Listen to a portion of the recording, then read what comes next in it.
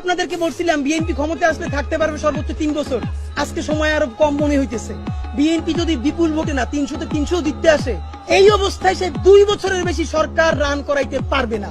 এমন অবস্থা হইতে পারে আপনারা সংসদে বসে যদি দেশ বিরোধী আইন করেন, মানুষ নিজের জানমালের কথা ভাইবা সব বন্ধ কইরা সংসদে গিয়েও আপনাদেরকে পিটাইতে পারে। সুতরাং নির্বাচনের চেয়ে সেই ক্ষমতা কেমনে সুসংহত করবেন এইটা মনে রাখেন। কেন পারবেন না? হিসাব সোজা ভাই, মানুষের হাত খুলে গেছে। মানুষ মায়ের খাইতে খাইতে এখন মার দিয়া শিখে গেছে। আপনি যত তারে একটা বাজে কথা বলবেন, আপনি 3টে বাজে কথা শুনবেন। আপনারা তখন যত ইংলিশে মব বলার চেষ্টা করেন, তাতে আপনারা টিকতে পারবেন না। সুতরাং আপনারা জনতার রাজনীতিতে ফিরেন। এই যে আগে যারা আওয়ামী লীগ চেটেছে 15 বছর ধরে, সেই চাটাটা এখন জিব্বাটা একটু একবার কুলি করে বিএনপির দিকে জিব্বা বাড়িয়ে দিয়েছে। এটা বিএনপিকে বলতে হয় না আমাকে চাটো, কারণ সে জানে আগামী এখন আবার বেশ কিছুদিন ক্ষমতায় বিএনপিকে থাকবে। সুতরাং প্রচুর পরিমাণ বিএনপিকে চাপতে হবে।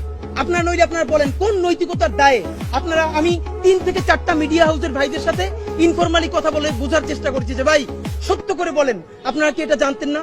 ওনারা সঠিক উত্তর দিতে পারেন না। এর মানে হলো ওনারা জানতেন, কিন্তু ওনারা এত বড় ঝামেলায় যেতে চান নাই।